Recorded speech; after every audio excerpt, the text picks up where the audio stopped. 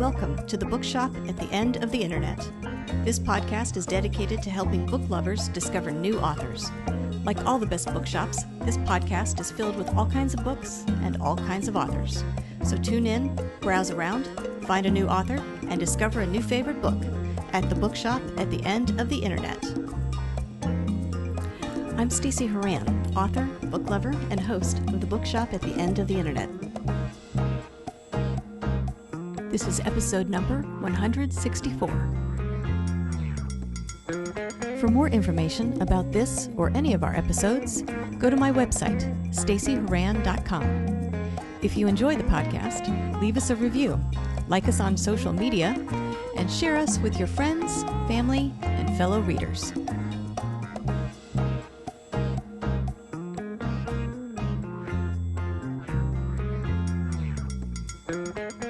In today's episode of the Bookshop at the End of the Internet, I'm chatting with author Julie Broad about her latest book, Self-Publish and Succeed. Julie is an Amazon best-selling author and founder of the self-publishing services firm Book Launchers. She has made it her mission to help nonfiction authors write, publish, and market books people will want to read. In her book, Self-Publish and Succeed, Julie covers everything from sitting down to write, to the importance of titles and book covers, to selecting the right editor, and even the best places to sell your book. She calls it the no boring books way of writing and publishing, and you can learn more about it on her Book Launchers YouTube channel. In this episode, I'll chat with Julie about her writing journey, her advice about using a ghostwriter to help you write your book, and how, after writing her own and realizing her childhood dream of becoming a writer, she is committed to helping others do the same, as well as a few other things. Coming up.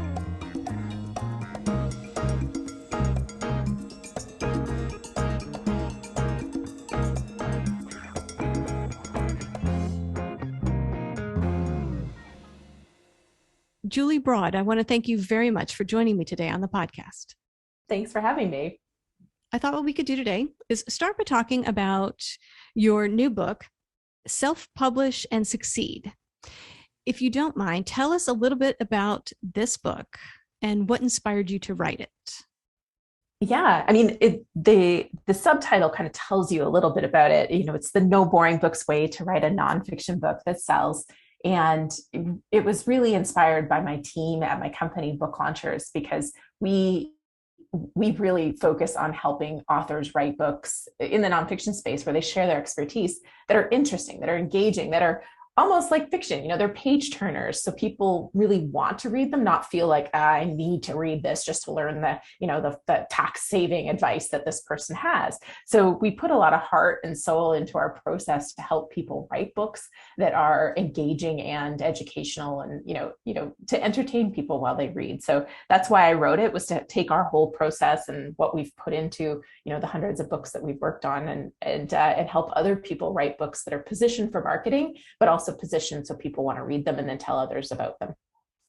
And this isn't the first book you've published. So I'm curious, let's talk about how you got started writing books yourself.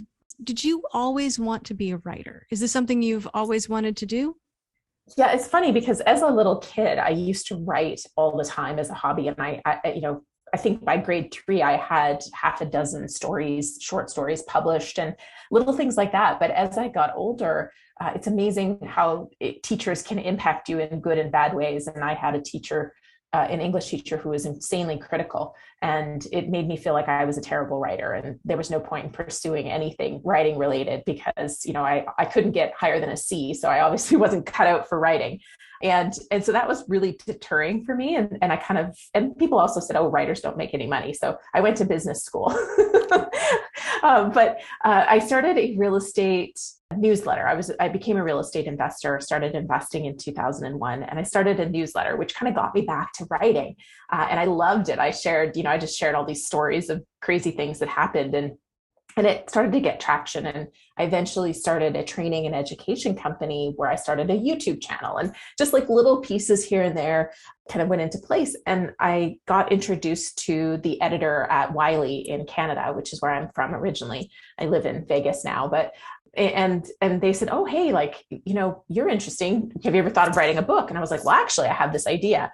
And I told them, and they said, no, like that's a general real estate idea. So they weren't interested in that, but they said, we're interested in working with you. So they gave me an idea.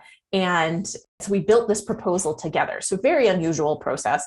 It went back and forth. And then after 3 months of this proposal process, they ended up saying, the marketing department doesn't think you'll sell enough books. So they ended up rejecting me. And I'm laughing now, but I was really devastated at the time because that little girl that thought, that always dreamed of being a writer had kind of come to life. And now she was like, I'm going to get a book, and I was really excited. But it was actually a really great gift because I eventually came around and decided that I would self-publish the original idea that I had. And so that's what I did. I sat down and I dove into like everything I could possibly learn about marketing a book, writing a book, publishing a book. And I self-published the original book idea, and I ended up taking it to #1 on Amazon, like #1 in print books. It was a real estate investing book. And it was great because they, Wiley had said I couldn't sell books and that this topic was already been done. So it was nice to prove them wrong. So the new one, mm-hmm. Self-Publish and Succeed, is your third book. Correct. Out. Is that right? Mm-hmm. So how has the process changed for you from that very first book to the latest one? Has the process for writing them gotten faster or slower? Has the way you market them or promote them, has that changed from book to book? Has it gotten easier? Is it more difficult? I'm curious to know what you've learned on that journey. Yeah, I mean, after More Than Cash Flow came out, which was my first one, I found it really hard to put out the second one, The New Brand You, because the first one did so well, right? To have a book go to #1 on Amazon, ahead of Dan Brown, ahead of Game of Thrones. It was really hard to publish the next one because I was terrified. I was like, how can I live up to when you've already been to the top? Like, what's next, right?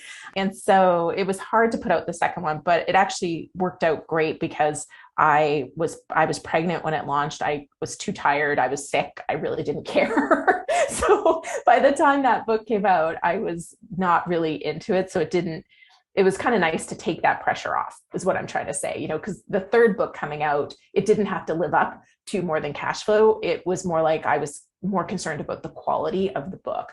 The process has evolved a lot. I was what people call a pantser when it came to the first one. I just wrote. I just was inspired and I wrote 35,000 words extra that got cut out by the editor, because I had no organization. I had no structure. I had no flow. I didn't know what I was doing when I wrote that book. I knew the stories. I knew the message I wanted to communicate, but I wasted a lot of time. And then, I now use outlines and write from an outline, but I don't find it particularly easy to carve out focus time. I have a 5-year-old now and I have a busy business, and, I like to stay fit and to, enjoy life. And so it can be very difficult to carve out time. So I don't necessarily find it easier. I don't find the writing hard. I find finding the time to focus on the writing, the hard part still, but outlines make the world of difference. Has your approach to putting the book out there or marketing it, has that changed book to book based on just the experience you've had, or does it change based on the subject matter of the book? I mean, it's kind of not, my situation is different because I run a company that has a team of people who market books. And so it's almost like cheating because I have a team that will do it versus my first 2 books. It was just me. And so the work was a lot heavier. I did a lot of the pitching. I hired a PR company, but, I was really the one driving it. Whereas, with the latest book, I just put it into the machine that already exists and my team did all the things. And I just had to show up to podcast interviews and, they did a lot of the work. So it made a big difference having the team and the process and the machine in place that does a lot of the heavy lifting. But I mean, at the end of the day, the best thing to sell books is an audience that's kind of excited to hear what you have to say. And so any author that is kind of looking at that, the best thing you can be doing at any time is to be building your email newsletter, to be building that engaged following so that when you do have a book, you've got people that are ready to buy it. And let's talk a little bit about doing that kind of thing. I'm curious, along this journey, has there been anything that you've done, like any misstep, any error, any mistake that you've thought, wow, if I only knew now, or I only knew then what I know now, what would you have changed? Um, I mean, I wouldn't necessarily change what has happened because everything that I've learned has really helped me help others in a big way. But the big thing I always tell people is that they really need to think through their ultimate goal and write a book that is positioned for a niche audience as much as possible. And I mean, I'm talking nonfiction. I don't have any expertise in the fiction space, but when it comes to nonfiction, the more niche you are and the more clear you are in what you want your book to do for you, but also for your reader, the easier it is to market. And my second book, The New Brand You, was kind of a really good example because I tried to diversify away from real estate with that book. And had I just kind of done the book as a create your brand to sell real estate, it would have done like way better because that's what my audience wanted. My audience, wanted to know how to raise money, how to attract deals, all of those kind of things.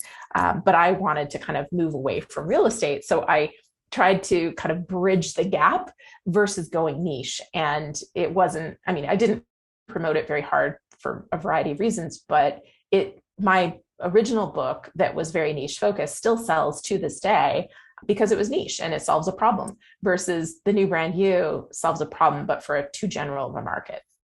And are there any other mistakes you find writers that you're working with tend to make? Or do you see trends in things that they're either not doing or they're maybe not doing the most effectively? I mean, book titles are really, really, really, really important. And we see it a lot that a bad title and a bad cover can ruin a great book. So I think a lot of people get advice from the wrong people when it comes to covers and titles. They'll post it on Facebook and they'll let one comment kind of skew their view of what they should or shouldn't do versus looking at their competition, looking at their category and thinking about their reader and what their reader is going to want to see and be looking for. And I think that it's a hard mistake to overcome or even to realize you're making. But, at the end of the day, you want your book and its title and its cover to appeal to your reader and to stand out, but also fit in the category that you want to be competing in. And that's something that takes a lot of time and a lot of effort and a lot of careful thought. And I think a lot of authors kind of fall in love with an idea or a title and they forget that it's not for them, it's for their reader. And that's a good point because most authors approach their books, fiction or nonfiction, as if it's theirs. Yeah. And I think what maybe more seasoned writers have realized is once the story's down on the page, once the information has been put down, it's not for them anymore. It's really for the readers. Have you found that that's a concept that's difficult for authors to accept? The idea that it's not theirs anymore, it belongs to readers and to the broader world? For some it is. I mean, generically, some authors recognize very quickly that if they want their book to succeed, they have to look at who's their ideal market for this. But some people, they've been told their whole life or for many years that, oh, you have to put that down on paper. Oh, your story is so good. Oh, you have to write a book. And I think it's kind of skewed their vision because they feel like their story is the important piece, and it's not. It's really what is the reader getting from your story that is the important piece. And some authors get it, and others struggle. And ultimately that's usually what impacts the end success of the book too. What do you find? I'm speaking more about readers now. What do you find that people don't know or understand about self-published books? Do you find that there are any, say, myths around self-publishing that you have to work to dispel? It's actually funny. We were at the American Library Association conference, and we were meeting with librarians. That's one of the big things that we've been working on is massive library distribution for self-published books. The big challenge for self-published authors is getting their book that physical distribution. It's easy to get online distribution everywhere for a self-published book, but that physical in the library, in the bookstore distribution is more difficult for self-published authors. But it was interesting at the library conference because we had a survey that, we had librarians fill out like this little quiz. And one of the questions was, true or false, do 90% of libraries purchase self-published books? And the number of librarians that did not believe they actually had any self-published books in their library was astounding. And I think that goes back to the fact that there's so many great quality self-published books now that people don't even realize. And nobody searches for, oh, I wonder what Penguin Random House's latest release is. Readers don't search that way. They search for a type of story or a problem they want to solve. And so if you have a high quality, well-reviewed book, nobody but you probably cares if it was self-published or not. But it does come back to that quality and that positioning, and that makes all the difference in the world. And libraries will buy your book if there's demand, like full stop. They don't notice, they don't care, they don't realize if it's self-published. If their community is requesting it, they're going to carry it. And so, what would you tell people? Let's say people out there who are interested in writing a book. They have an idea, or let's say they have a business or a skill or some sort of expertise. And they think, okay, I can do this. I think people would want to hear it. I think it could help people. What do you tell them about getting started?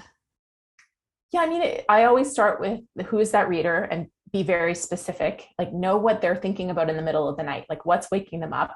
How is your book going to help them? And not just think, I always pick on leadership books because there's so many, but a lot of people want to write a book about becoming a leader. And I'm like, well, that's great. But the first, that's not the focus of the book. The focus is, what does your particular style or approach to leadership do for the specific reader?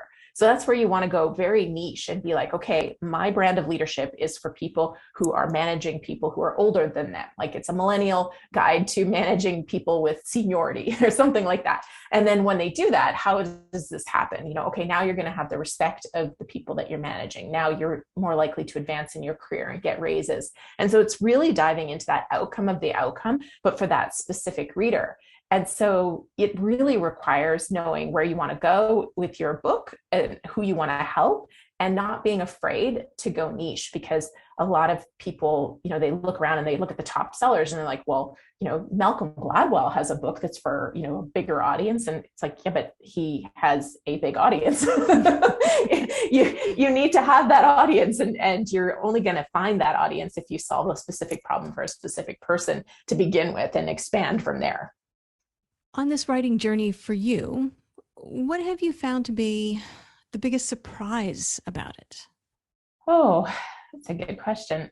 For me personally, I have found that, books continuously need love to sell, to get out there in the market. And I've started telling, people often call their book their baby. And what I have started to tell people is, yes, it is a baby. And just like a real human baby, once it's born, you don't throw it out into the world and say, good luck. Like you have to nurture it and take care of it. And if you want it to grow up and to be big and strong, you got to be there every day taking care of it. And your book baby really is like that. And if you don't give it the attention and nurturing it needs when it's launched into the world, it's going to die off. Like it's not, you stop talking about it, you stop giving it love, and people will not know it's there and it won't sell. What have you found to be the hardest part for you? You mentioned finding time to actually write your books is a big challenge for you, but I'm curious, is there anything else that you find either particularly difficult for you in the whole process, or something that you constantly have to kind of work to overcome? I'm a kind of a weird person in that I'm actually really motivated. So there's not a lot of things, like if I have a clear vision of why I need to do something and what needs to be done, I will almost always find a way to get it done. So I just drink more coffee, solves the problem. So it's not to say I don't have issues, but I think as far as self-doubt, I have that, fear of failure, I have that, but I do it anyway. That's something I've always done. It's like, oh, that's terrifying. Maybe I should go do it. I have that kind of weird personality, which I know is not normal. But the time piece has continuously been a challenge for me, especially as the company has grown. And, my son is, in more and more fun. Like he's more and more like, let's play, let's do this. Like there's more things that he wants you to be actively involved with. And I love that. So I want to do those things with him and want to kind of go on adventures with him. So it has been, time continues to be the challenge. Like, how do I prioritize? Where do I find the time? Where do I put the time? That does continue to be the issue for me, but I do find a way. I always get things done. It seems like this, starting with that book, a lot of wonderful things have come from taking that initial step to write a book for you. What has been the best part of this journey, do you think? Well, it brought me back to the writing and to books. Like for me, I always I often have talked to people, and it's like their childhood dream gets killed. And for me, it's been a gift because it brought me back. And, maybe I'm not the author sitting in a cabin in the woods writing books all day, but I'm helping other people have impact and in their lives, on their families, leaving legacies and sharing stories. And, there's so much incredible value that we are able to help people with. My books aside, it's been incredible. And I love every day I talk to the most fascinating people who have achieved the most incredible things or overcome the most phenomenal, challenges and have learned really cool things, and helping them share their stories has just been such a gift. And it kind of brings me back to, if you look at what you love to do as a child, there's probably some version of it that you're really meant to do. And I kind of feel like all of the things I've done to this date have brought me to the thing I was meant to do. Well said. And congratulations that has happened. Thank you. Thank you. So I want to ask about works in progress. Are you currently working on anything? Yeah, I'm working on a fourth book. It's Self-Publish and Succeed was intended to kind of be an all-inclusive guide to write and publish and promote a nonfiction book.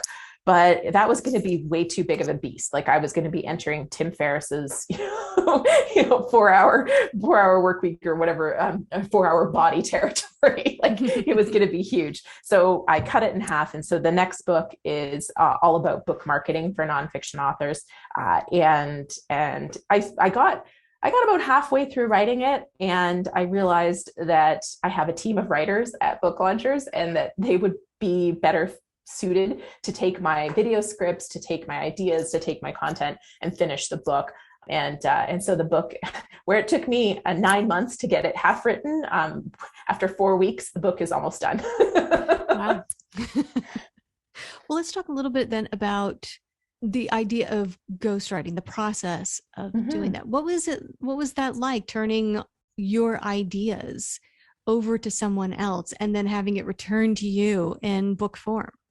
It's almost, to me, it felt magical. I think for some people it might not feel that way, but I had a lot of content already, so it was really quite easy for me. It was already organized, and my voice was clearly established in the book because I'd written half of it already. And then a lot of the content is coming from YouTube scripts that are YouTube transcripts, I should say. And so the content was largely there, and the work was really in cleaning up those things and having segues and tying it all together. And so it was painful for me, but for a writer to sit down and 4 weeks later have accomplished what was taking me months to do, it felt like such a weight off of my shoulders. And I honestly can't tell which chapters I wrote and which ones the writer wrote. So, that feels great to look at it and go, oh, like this sounds like I wrote it and I don't even know the difference. What advice would you have for someone who thinks that maybe they're better suited to hire a ghostwriter to help them get their vision into book form? Yeah, I mean, a lot of people think that it's kind of cheating. I'm not actually writing the book. And I always assure them that the hard work is in the thinking through of the content. And that's why I said, like, for me, I had already done a lot of the hard work. I had created the videos where I'd already thought through the concepts or the steps or the stories that were going to be in it. And so even if you work with a ghostwriter, like I'm saying it's magical, but that's because I had already done a lot of the hard work as far as the thinking. The thinking is the hard work. And so if you're thinking the ghostwriter is going to take all the weight off of you and that it's going to feel like you didn't write the book, you're still going to feel pain. But the big difference is that you can be talking to the writer while you're driving. You can talk to them while you're walking, and you don't have to be sitting in front of a keyboard to get the book done. And some people are better at thinking while they're talking versus thinking while they're typing. And so for some people, it just makes so much sense to have somebody else do the typing for you and save you a lot of the time and effort that goes into figuring out the sentence structure and the paragraphs and those kind of details, and leave you to focus on, okay, what's the story I need to tell? What's the message I need to share? What are the steps somebody needs to follow? That's a very good clarification about ghostwriting, is you will still feel pain. I know, right? I probably would have a lot more clients if I sold it a different way, but but it's very honest. So I appreciate that. Well, if people want to learn more about you and new releases, things going on, where can they go to find you and that information? Yeah, I mean, the best place is booklaunchers.tv, which is our YouTube channel, but you can also connect via booklaunchers.com/7 steps, which is the number 7 steps. And that will get you a download on the 7 steps to write a nonfiction book. So it'll, help you kind of through the structure we talked about today.